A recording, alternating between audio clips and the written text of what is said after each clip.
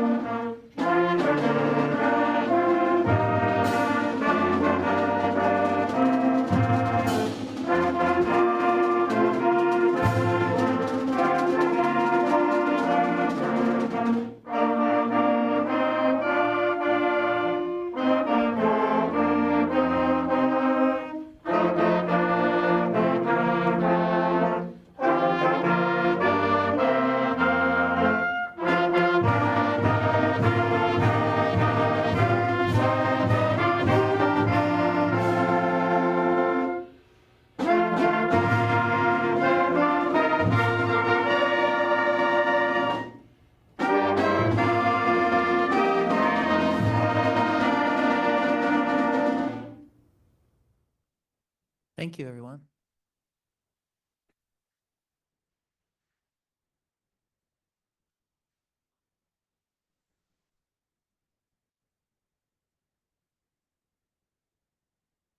So I'll start with the superintendent report this evening, and we'll walk through a few items. One in particular, call to the board's attention because it's on the agenda for some discussion later and potential action. First of all, when people came in this evening, hopefully they had a chance to grab the one pager that's back there. And if you haven't, you want to scan it, you're welcome to.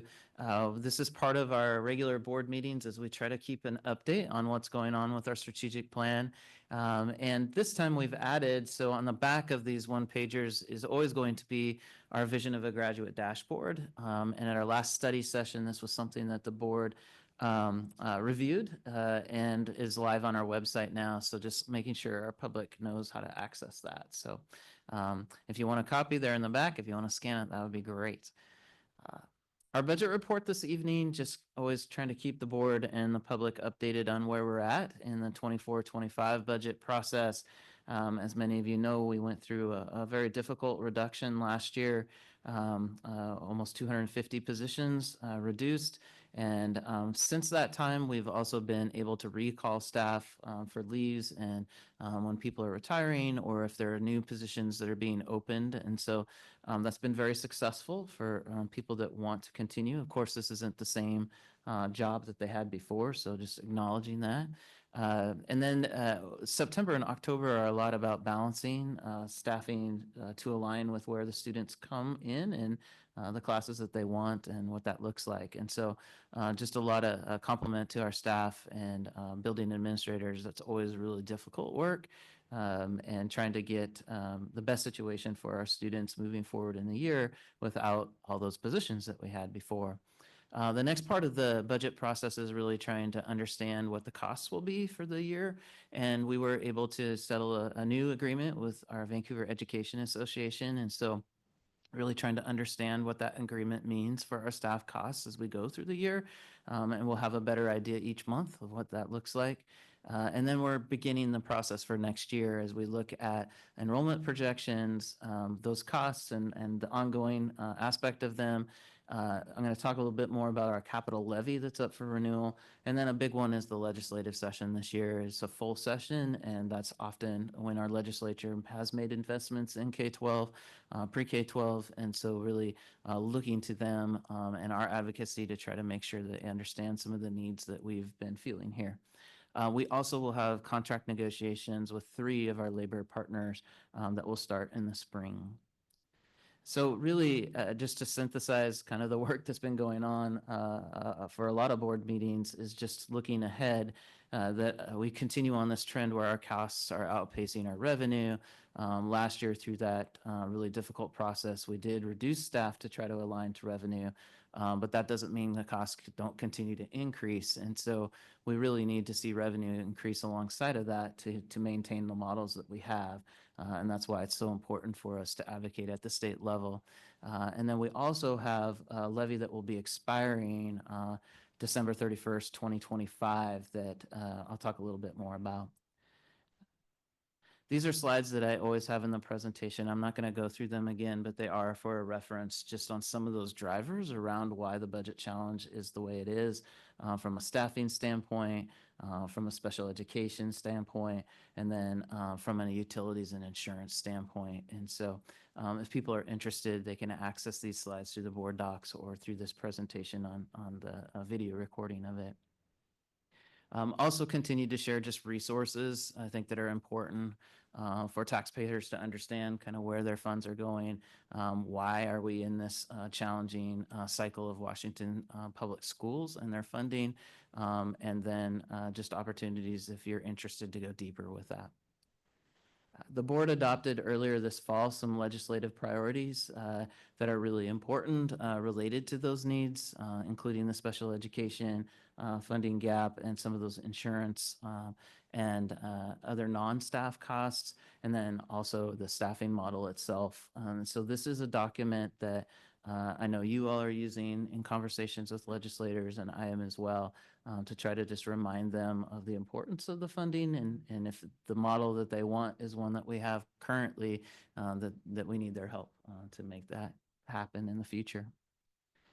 So tonight on the agenda, there is a resolution for a capital levy renewal. Kind of by statute, we need to have you act on that in November in order for it to be on the February ballot. This is a levy that doesn't address some of those staffing challenges that we talked about before. These are capital funds, so they can't be used for classroom type of instruction positions. They can be used for positions that support that capital expenditure. And typically those have been around technology. We're also going to talk about safety and some other capital projects with this. And so we've been talking about this the last several board meetings, and tonight is an opportunity for the board to potentially act. And then if you do, then it would show up on the February ballot for voters in our district. This is the language of the resolution that would be approved today. After some discussion and some slides here to give a little more background to you, basically what we've used these resources for historically and what we plan to have been devices. In the past, that's been laptops, iPads, Chromebooks. That's evolved over the course of the time that we've had these resources. I anticipate, I don't know what the devices will be 5 years from now or what those needs might be. So we just kind of leave it at devices. And then network infrastructure and support. So all the ability to have the Wi-Fi, to have the filtering, the safety, all those things to protect us from cyber attacks, that kind of stuff. Also subscriptions. A lot of our curriculum and resources now are delivered via digital means so that this can support that work. The safety aspect is this community has supported us through bonds with controlled entrances. So making sure that our schools have points where people are funneling in to check in as guests or enter the school for parent-teacher conference or whatever that might be. And we anticipate that we're going to need to continue to make upgrades in those areas. And that includes even some of our internal doors and how they lock and how they can or cannot be locked quickly, those kinds of things. And then we are also seeing a lot of innovation with security cameras, possible weapons detection kinds of platforms. And so that would be an umbrella of areas that these resources could potentially support. And then finally, capital project needs. And so typically our district, with the approval of a bond where we have built new schools or remodeled schools, we've also been able to use those funds to replace roofs or boilers or things of that nature, that we don't want to use the funds that are for basic education and the staffing model. And so potentially as those needs come up, we don't see a new bond on the horizon. And so we'd look at using these resources to make some of those necessary replacements and to continue to protect the investments that the community has made. This is always an important part of any levy resolution that you all consider. I know that you have talked about in the past of trying to maintain a consistent tax rate when it comes to where our tax dollars for schools are coming from. And we have three main drivers of those. We have our education programs and operations levy, and that's where we do affect the normal day-to-day operations of the school and our staffing model. That was approved a couple years ago. And then we have our bonds. That's the middle row, and the tax rate that's associated with that. So that's like our mortgage for some of the facilities that we have and when we're paying that off. And then the third row is the one that we would be putting to our voters if you adopted the resolution. You'll notice that some of these cells on the table are highlighted yellow. Those are because they are proposed. They haven't been approved by the voters yet. So in that first row, the educational programs and operations levy expires at the end of 2027. And so we would have to go back out to our voters to see if they want to renew that levy. And so you'll notice the rate beyond that is just staying the same, because we don't know what the board would decide at that point. And then the third row, the capital projects fund levy, the one that we'd be discussing tonight is a resolution. You'll notice that those rates are also yellow because they haven't been approved yet. You also might notice that the rate starts at 29 cents and then it goes up. And part of that is looking at, as the board has directed us before, of that bottom line of trying to keep a very consistent overall rate for our taxpayers.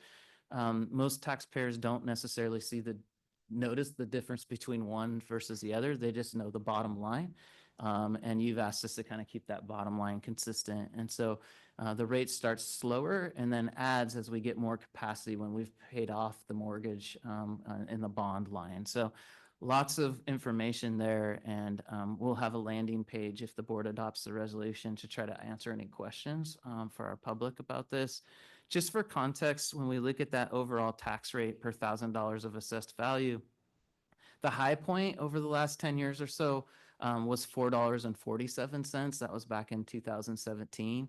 And the low point was in 2019 of $3.20. And so you'll look at this current upcoming year, we'd be at 351. And then over the duration of this, it actually would be going down for our voters. So I know the board spent a lot of time deliberating about that, and just wanted to give context for the public as well as where we're at tonight with this. I'll pause and see if there are any questions or comments at this point from the board.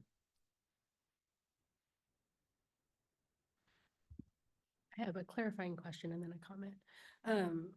I appreciate you giving examples of things that, like, actual concrete items that this would be paying for. I think that's super helpful for people to kind of get a better understanding of what we're talking about, like what this money, how this money would be spent, how it would be helping our students and our staff. One of the things that was mentioned was possible weapons detection, and I just want to be super clear. We're not talking about metal detectors. We're talking about like software that would be used. Okay. Yeah, talking about the digital cameras and what they can or can't do as technology increases. And of course, with any of those things, there's always concerns about privacy. And so those would be, if we were to go down that road, engaging our community about what that is and isn't. But yeah, not at this point. We're not talking about any metal detector kind of thing. And then I just wanted to make a comment. I think you kind of started to kind of explain it, but the capital levy is obviously very specific and the kinds of things that we can spend that money on. There are limits in what we can spend that money on. But a lot of the things that we would be using that money for are things that we would have to pay for anyway. And so without this levy, it would put more burden on our general fund and provide us less flexibility in terms of what we can spend like in our classrooms directly on instruction.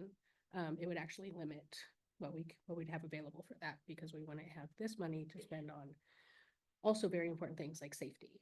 So Definitely. It's a great point. Any other? Okay. I wanted to keep people updated on the cell phone policy work. You spent some time in the study session on this as well.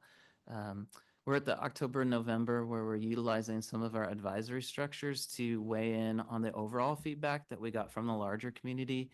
We had, I think, over 6,000 people respond with their thoughts about what we should or shouldn't do with the cell phone policy. And so we're utilizing those advisories to talk and process through that, to kind of think about what could be possible next steps that align with the input that we received. In December, January, February, we kind of drafting strategies, bringing that forward to you and those advisories to weigh in on.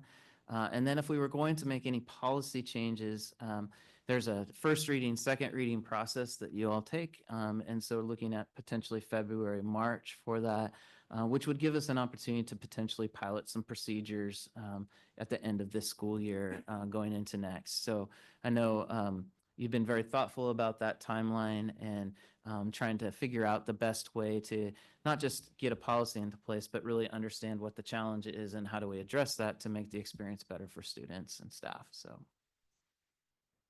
there is a landing page if folks in the community are interested in looking more at that, where they can see the data, they can tell us what they think the next step should be.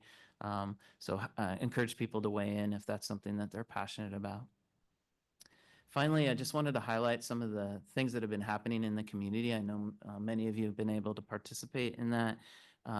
We've highlighted the hate and bias protocol that was launched this year as just a way to really support students in the classroom and in the schools when they're experiencing discriminatory language. We have also maximized our advisory structures and really used an event called La Plaza, which is a monthly event at Harney Elementary that provides classes for families, opportunities to learn and get resources. And we've been bringing in our advisory structure so everybody comes and shares a meal and then breaks off into the different advisory groups to provide specific feedback to the district about certain questions. This is where the cell phone policy was discussed. We've also had some family mingle nights. We had a PTA hosted breakfast last week for our administrators, where PTA reps and administrators share breakfast and talk about kind of how to best support the school moving forward. Very grateful for our PTA partnership.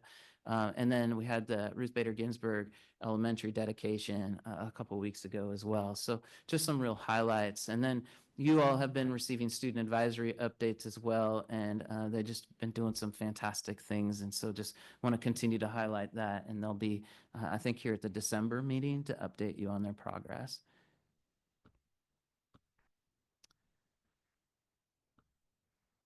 And I think that's it with the superintendent report. So if there are any questions, answer those.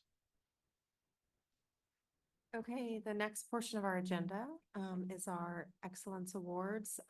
We are presenting Employee Excellence Awards and then I think a few other recognitions.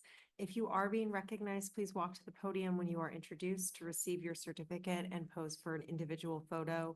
Once everyone in your group has been honored, we'll also take a group photo. So just kind of linger back in the kitchen area. And if you choose after we finish all the recognitions, if you choose to leave, we welcome that and we totally understand. That's maybe why you came. Just do so quietly.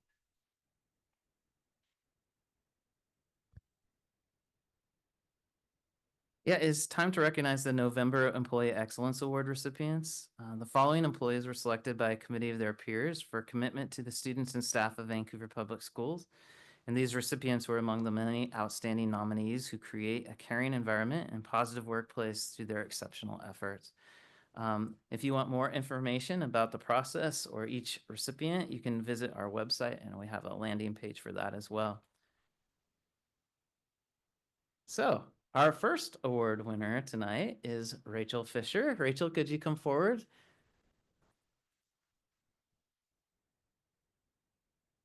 So Rachel is a kindergarten teacher at Ogden Elementary. She creates an exceptional environment where every student thrives. Her dedication extends beyond the classroom as she leads the school's financial literacy program and actively participates in all PTA and school events. Rachel's ability to maintain high expectations while leading with grace and humility inspires both students and colleagues alike. I want to pause on that because that's an exceptional skill today, to be able to maintain high expectations while leading with grace and humility, right? Wouldn't the world be a really great place if everybody excelled at that? And especially with kindergartners, right? So it's pretty incredible. She has a unique ability to create an exceptional learning environment where every student can thrive. As one nominator shares, she is the teacher that we all strive to be. Her warm, supportive nature and commitment to excellence and inclusivity make her classroom a place where every child feels valued and capable. Thank you, Rachel. Come on over here.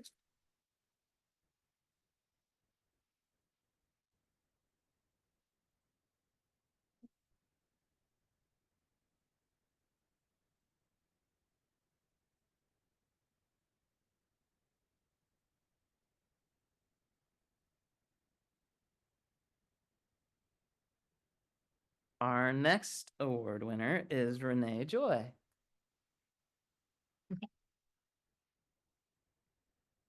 Renee, we have a theme today of amazing kindergarten, right?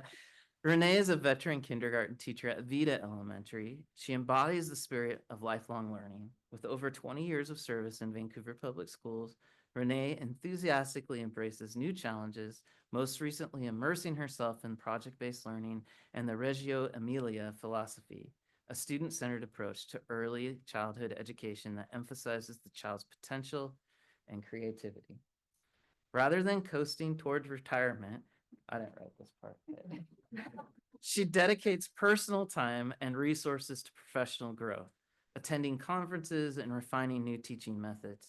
As her nominator notes, she has both demonstrated and ingrained amongst countless students what it means to be a lifelong learner. Thank you, Renee.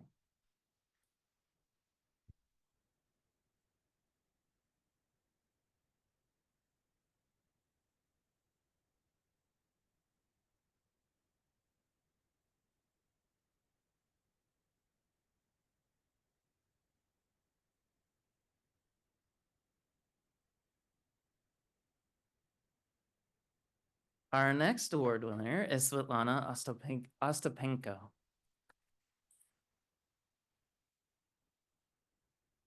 Svetlana, a student advocate at Fort Vancouver High School, is a vital bridge between the school and its diverse community. Her fluency in Ukrainian and Russian enables crucial connections with families, while her deep empathy and cultural understanding helps students navigate the complexities of the education system. Svetlana's tireless advocacy extends beyond interpretation as she connects families with vital resources and offers unwavering support to ensure all students feel valued and empowered. As her nominator shares, her impact on our school community is immeasurable. Thank you, Svetlana.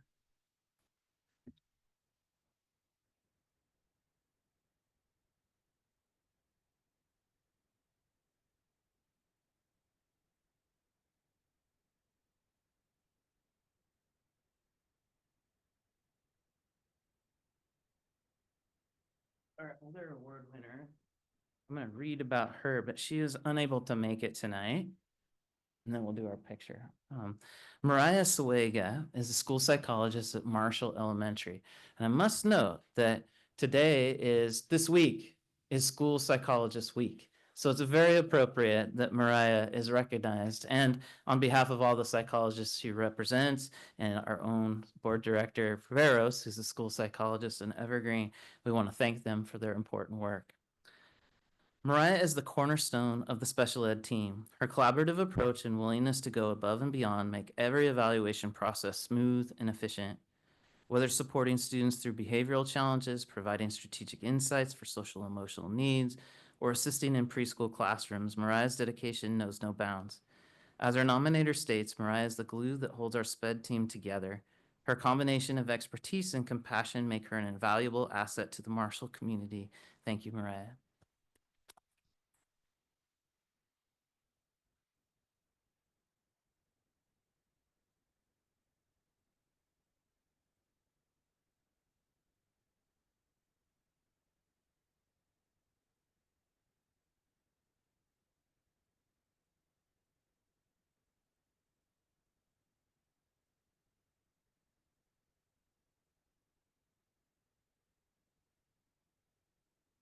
We also have some additional student and staff recognition.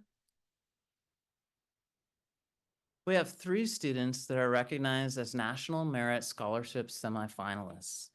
Do we have Alicia, Everett, and Jonah here today? Could you come forward, please?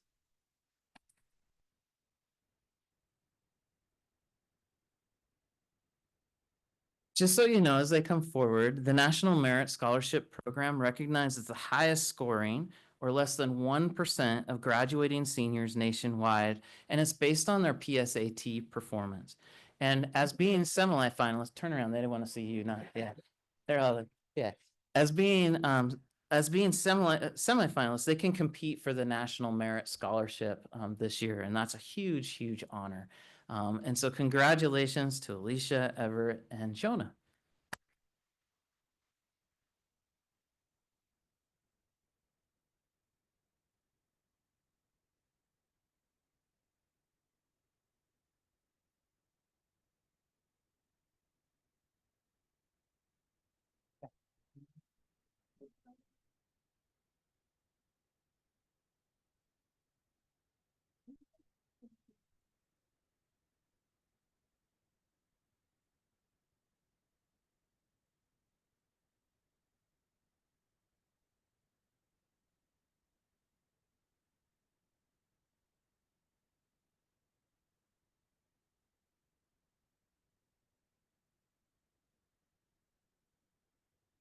Our next is about a school. The AP School Honor Roll celebrates schools that excel in expanding AP access while maintaining strong student performance.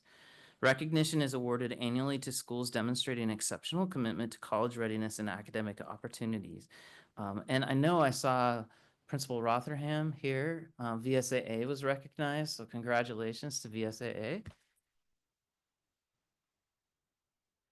And I saw Principal Meyer here in the back, who's principal at Skyview High School. Congratulations to Skyview. And I don't think I saw Principal Mead, but congratulations to iTech Prep as well for being recognized.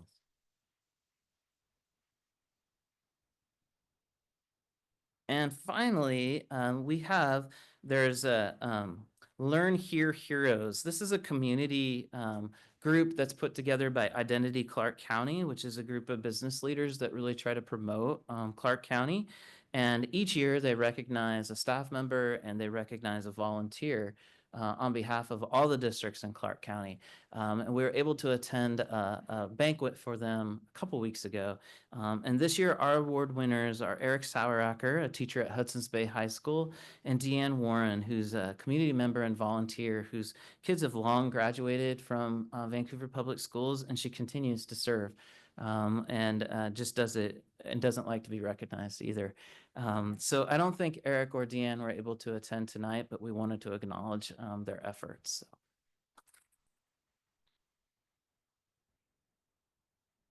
And that concludes the recognition part. Yes, you are welcome to leave. The next portion of our meeting is audience participation.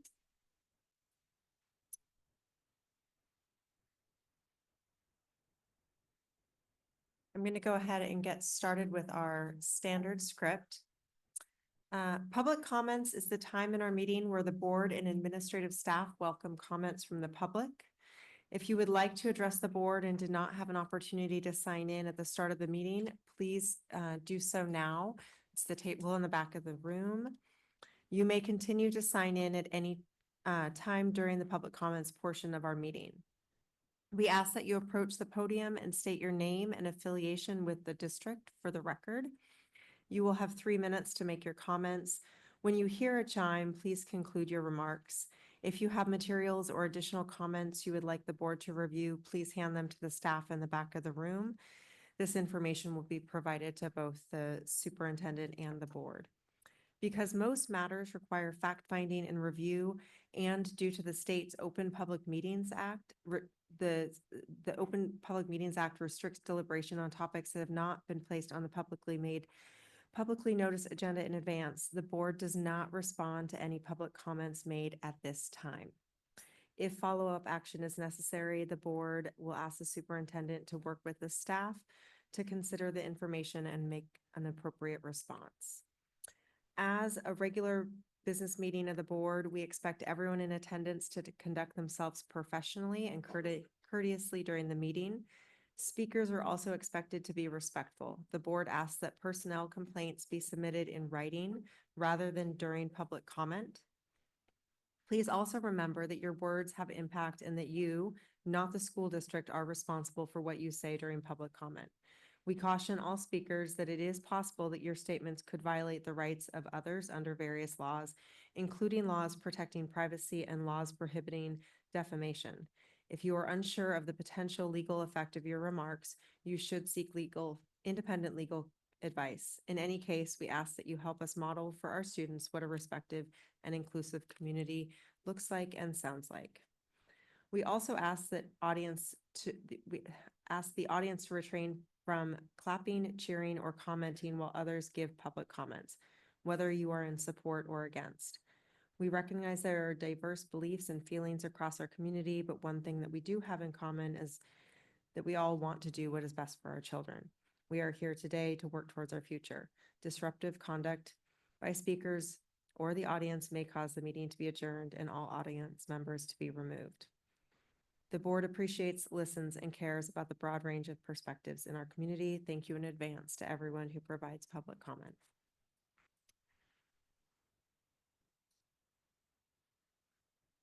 So I'm going to start with our 2 that signed up in advance.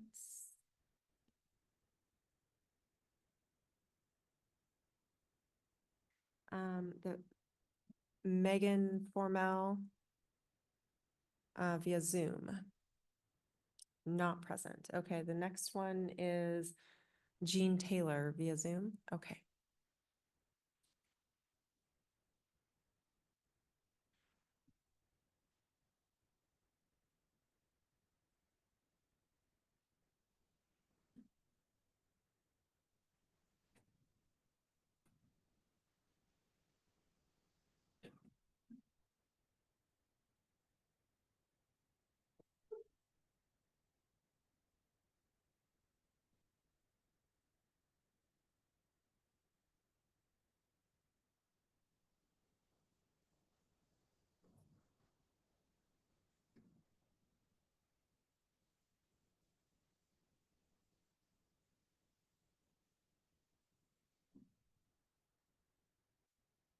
Jean Taylor, if you are hearing this, we have you queued up. If you are ready, you can go ahead and unmute.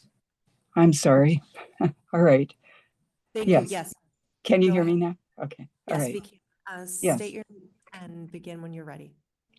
My name is Jean Taylor. I'm speaking as a community member. And I'd like to speak about my understanding that VPS teachers are being asked to sign a petition saying they will commit to using students' preferred pronouns. I would like to share some recent studies and statistics that question the wisdom of doing so, as well as voices from across the political spectrum. So I'll start with the studies. For example, Dr. Katalia, a top expert on pediatric gender medicine in Finland, chief psychiatrist at one of its 2 government-approved pediatric gender clinics, and who has presided over youth gender transition treatment since 2011, is probably one of the last people in the world who could be accused of being reactionary or a transphobe or uninformed on the subject of trans healthcare. Dr. Kaltiala claims that evidence from a combined 12 studies to date demonstrates that when children with cross-gender or gender variant behavior are left to develop naturally, the vast majority return to their biological sex. When they are socially transitioned, virtually none do. So this is the point of my comments. She cautions parents of gender questioning children against using their offspring's preferred pronouns or a new chosen name. She insists that such acts aren't a harmless formality and count as an intervention that could influence the child. I think many have regarded social affirmation as little more than an act of kindness. Kaltiala sees it as a powerful intervention in a young person's development with potential for what she calls iatrogenic harm, which is harm caused by the treatment itself. She says that affirming gender self-identification in youth is not a mere clerical formality. It's a message saying that this is the right path for you. She is not alone in this assertion. NHS England, Health Sciences England recently noted that social transition using a child's preferred name and pronouns is not a neutral act, but rather one that can solidify what is otherwise likely to be a passing phase into a more permanent state of mind or identity, and put the minor on a path to drugs and surgeries. The NHS now warns of the risks of social transition in children. And this is from the Society for Evidence-Based Gender Medicine. It says that gender identity disorder disappears in a considerable percentage of children. Yeah, anyway, okay, thank you. Thank you very much. No Megan Formel. Okay. Heather Vian.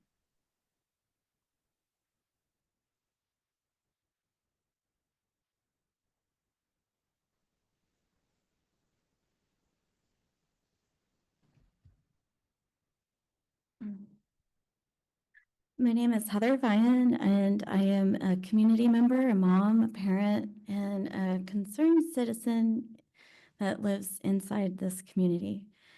I'm a little concerned about the equity policy, mostly because when I read it, it has two pillars. It has the pillar of fairness, which when I think about fairness, everyone in this room has a different definition of what's fair. It's kind of an egocentric term, and it changes based on whim. What we can think of as fair is and as information changes, we can change our idea of what fairness is. Same thing with belonging. Belonging is the other pillar, and it is an emotionally charged word based on our emotions and how we're feeling in the moment. So with this equity policy and being able to observe and be a part of many of these board meetings, I was part of the board meeting last year when I think there was 5 or more African-American students who came with their grievances, and there wasn't a dry eye in the audience or on the board. I remember several committee members stating that it was horrible how they were treated, horrible how they were treated by their peers and by faculty. But last month we had 2 brave young boys who came and gave their grievances, and they were not received with the same respect or dignity, I felt. They were given the same speech of, you need to put your things in writing and give it to the administration, and the administration at that school will resolve the issue. But it sounded like just the same kind of things were happening to them, but they were white males. And as a parent of two white males, this really alarms me that this is an issue that is rising up in the public schools. My own oldest son was harassed by kids because he's white. And I don't feel like there was very much done by that school, despite me having advocated for my son. In their mind, they dealt with it. So if this is kind of the new wave of belonging and equity and inclusive, it doesn't feel very kind or inclusive. And you may also ask, you know, if I've taken my kids out of the school district, why I continue to come. But I continue to come because there's still 22,000 plus students in the school system. And every one of them is a person, a human being who matters. Thank you. This is just as a note, our last person signed up. So if you still want to sign up, now would be a good time. John Gerard.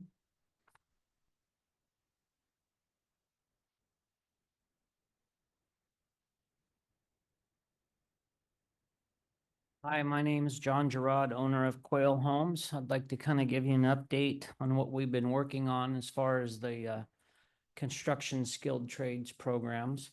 One of them is, of course, the toolbox, which some of you guys have seen. Just to give you a quick update, 2 years ago, we experimented with Hudson's Bay high school students in Washington Elementary, and we built 40 toolboxes with the fourth graders there. Last year, we opened it up with 3 high schools and 3 elementaries. This year, all 4 high schools will take on 2 elementaries. Check with Mark Reith on the schedule, but they're going to be hitting January through April. We have it privately funded, so there'll be no cost to the district, and we expect to do over 500 toolboxes, which is just amazing to me. As far as the building updates at Hudson's Bay, the roof is on. We're on schedule to open that up here early part of next year. I was in it today. Boy, I wish I had that when I was a kid. It's really something. And then at Fort, we are in the design, and we hope to be breaking ground here in the first quarter for the welding program. What's really neat about that is we have some very strong employers starting to get on board with that.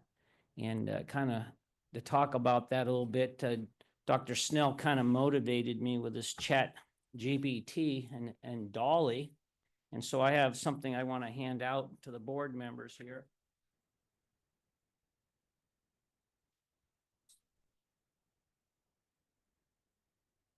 So we experimented this very quickly of just some inputs to kind of follow the vision of your strategic plan. What does a job-ready student look like, particularly in the skilled trades?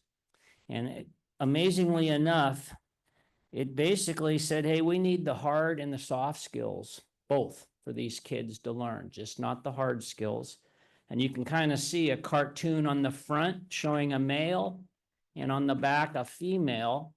And the way I kind of look at it is a hybrid training program. And this is something that's really been missing in the industry.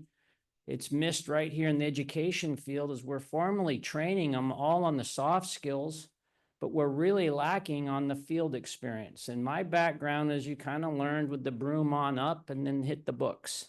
And that's kind of been replaced with what we're doing now. So we're just validating this with the artificial intelligence on something that we already know. And I thought that'd be kind of fun to share with you. And the last piece is more, I'm a homeowner. I mean, a home builder in town. I own Quail Homes. And we are in the middle of the growth management process that I'm leading with a group of people. And for the Vancouver School District, I think it's good that you look at it, because the county and the city where you guys operate is looking at hyper densification. What that really means is maybe up to 80% will be higher density multifamily living, which just basically well over half of that is subsidized so housing. much. Thanks. And Megan Formel is now on Zoom. Thank you.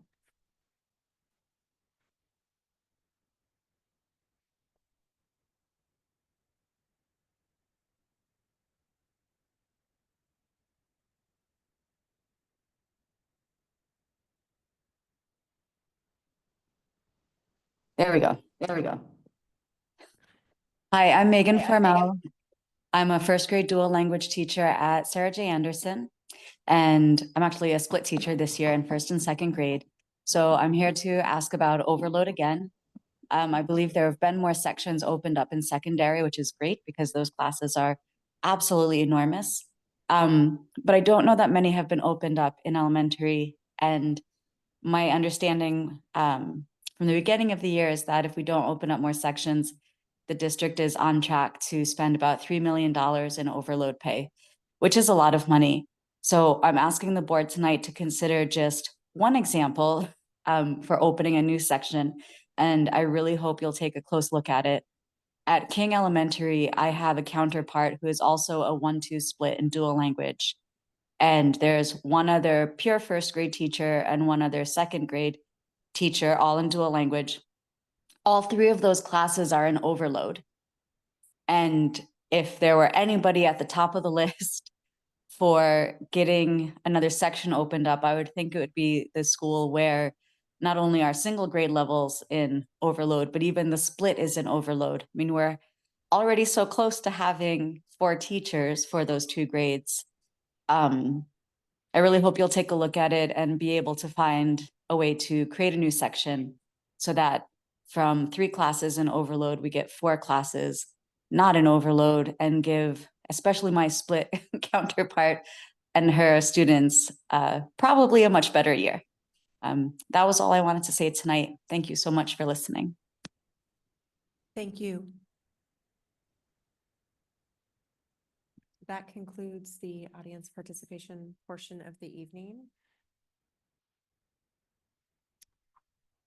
So we are moving into our regular agenda.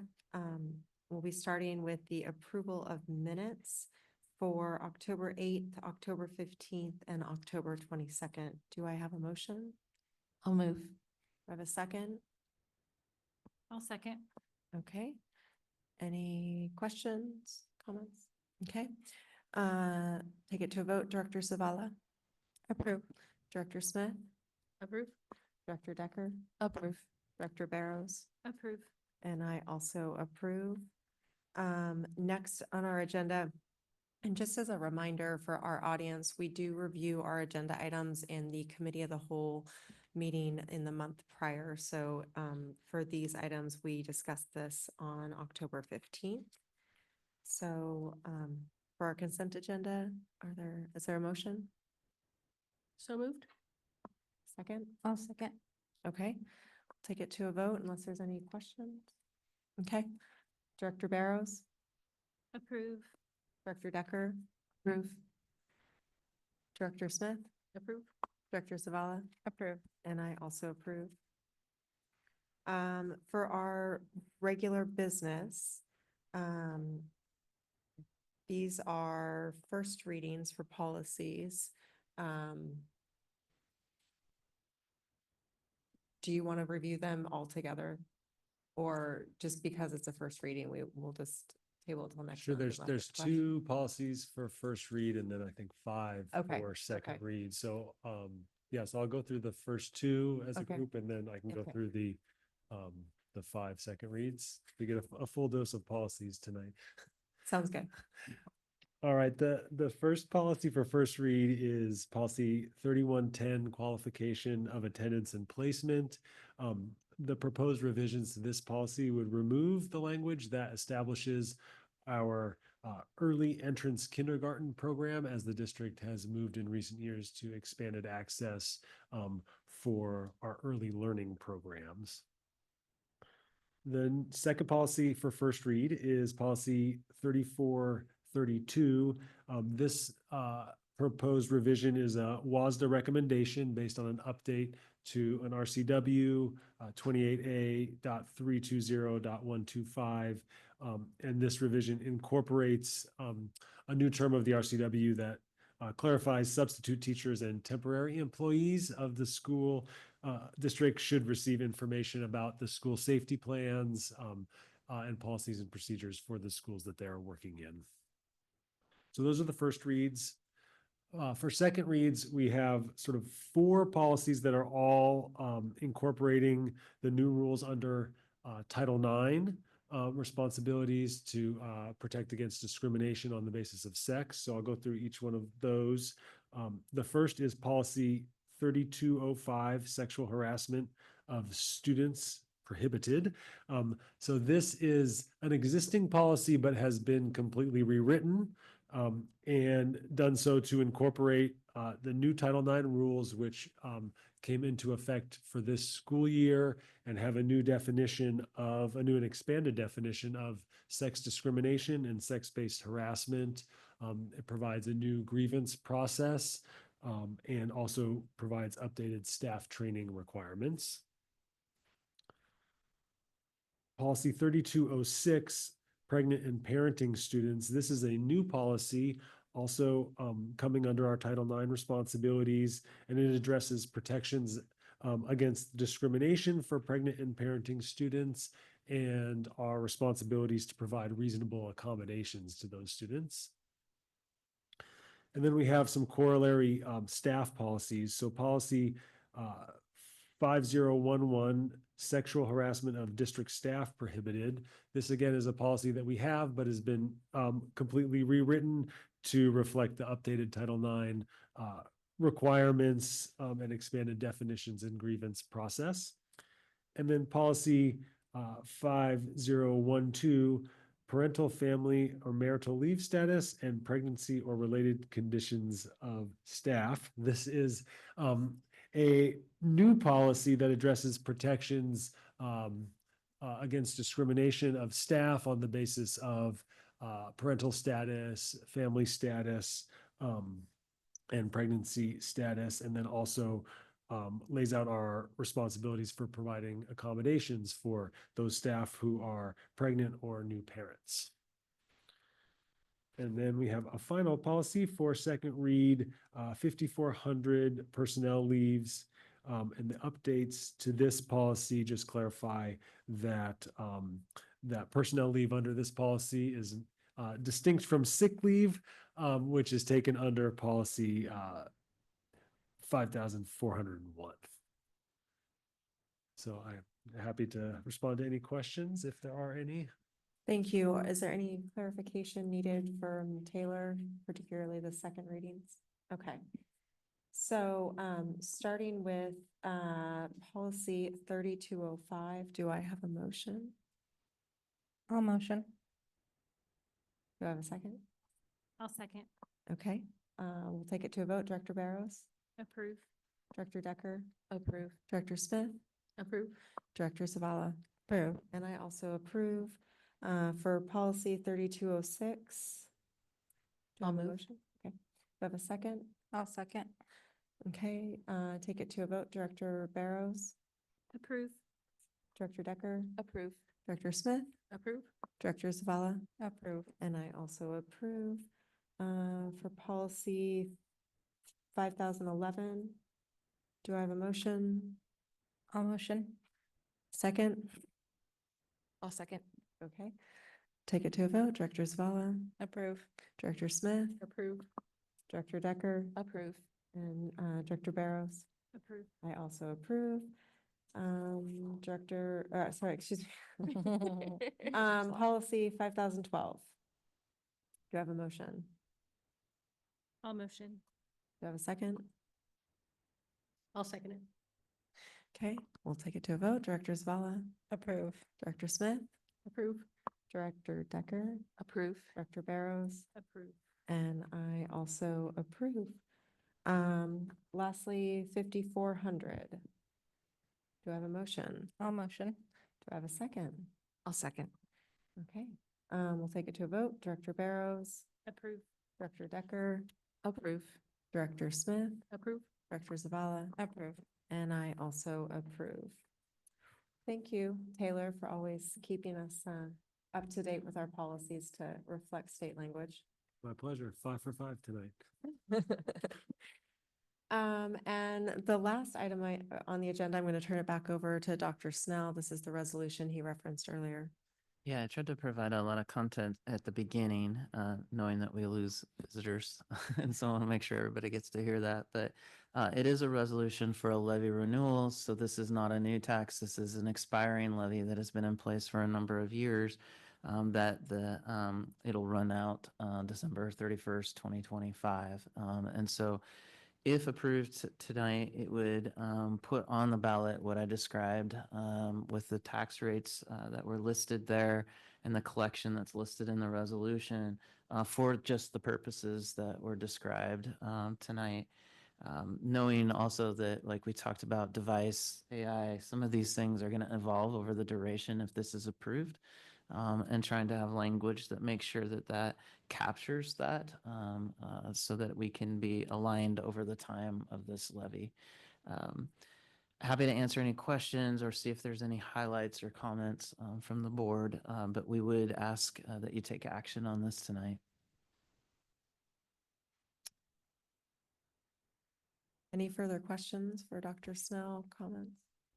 I was just gonna add in, and I probably, again, should have maybe commented this earlier when we had more of an audience, but I know, Dr. Snell, you had alluded to, as a board, we are trying to be mindful of our community and kind of the diverse experiences that our community members are facing in terms of, their own budgets and kind of financial situations. And our philosophy has kind of been to kind of keep things even for our community. But I know Dr. Snell kind of referenced, this is our capital funds kind of technology safety levy, but in a couple of years, we're also facing another levy kind of renewal that's more educational programs and operations, that is tied to more direct kind of classroom expenses. And I think as we start to think about that, I guess I would welcome input from our community as we kind of make these decisions.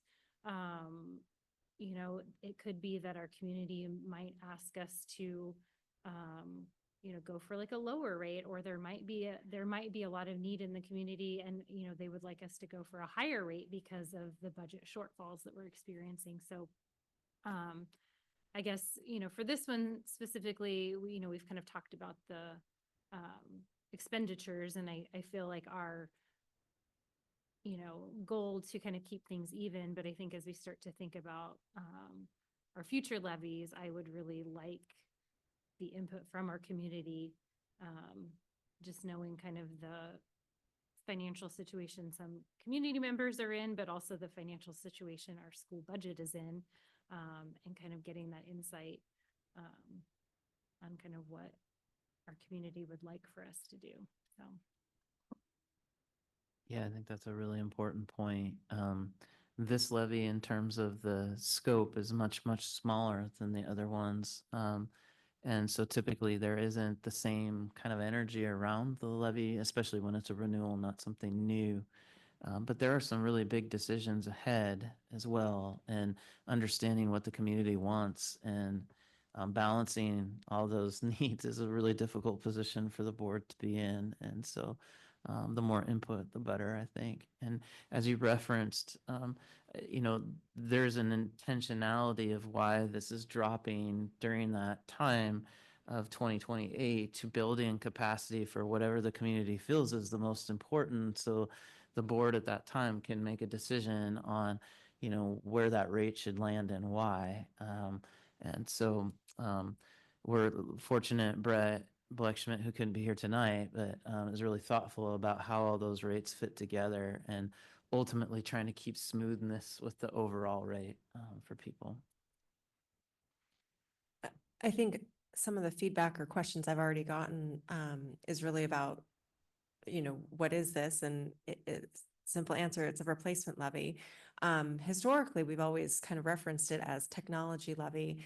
And I'm really pleased that we are investing our capital levy on safety as well. I know as a parent of 3 VPS students sending my kid to school, I want to know and feel that they are safe.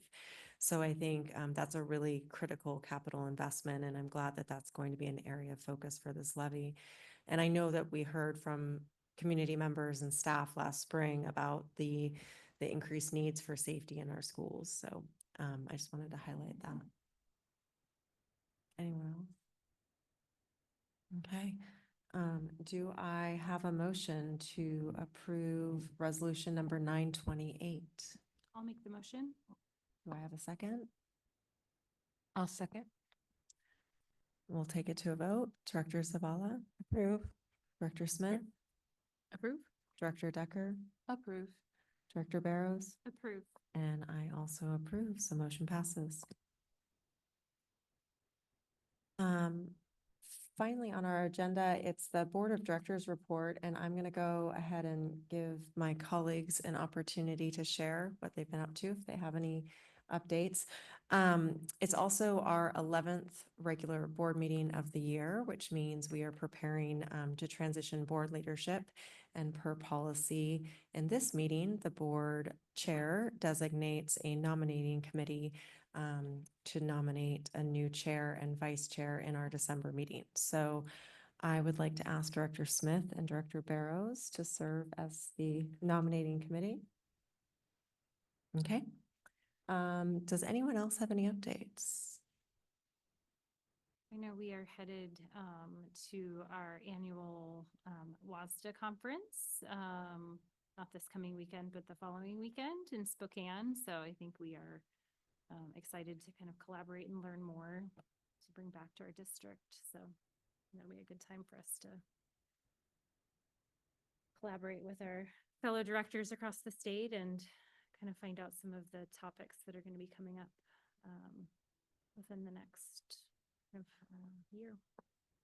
It is always a really good, it's hard to set aside a few days to just pause your normal life and go out to a conference, but I think it is really beneficial to learn from districts across the state.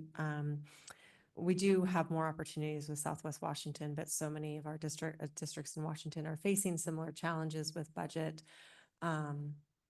That I think there's just a lot of learning that could be done of how to stretch our dollars. Anyone else? I just want to say it's been a while, but we did dedicate the opening of RBG as the first fully dual language school in the district, which was very exciting. And it's, as a board director, it's always wonderful when I can approve a program that supports so much of our community and is rooted in research around how children learn best and what's best for children. And this was just such a joyful event. And we got to hear kids sing, and that always fills my bucket. So just want to put that on. Okay. Well, thank you. There is no executive session tonight, so our meeting is adjourned. The River Band will play their second song.